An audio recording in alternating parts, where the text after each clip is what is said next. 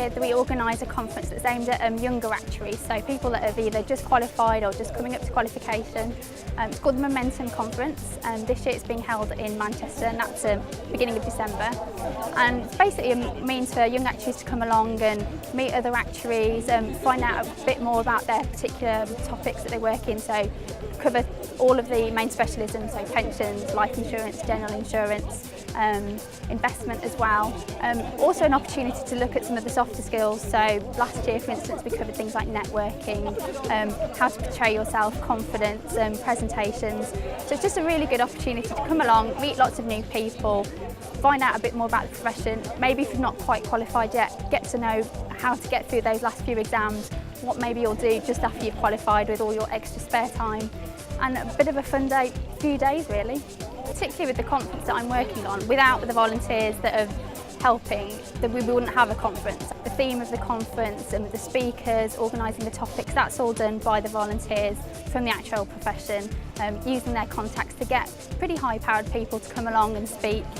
Last year we managed to get the Steve Webb, the pensions minister, so just things like that that you wouldn't get to see probably in just a normal working environment. We run lots of other conferences as well aimed at different people. I imagine those are all set up with volunteers, working groups, that type of thing. It's really important that you've got a forum for that type of discussion.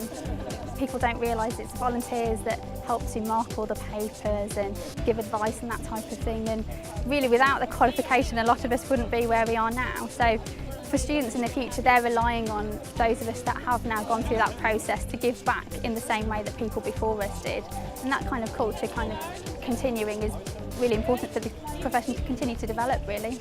Partly I'm reliant on my employer to allow me the extra time, but it's not a very big commitment. We have a meeting about once a month.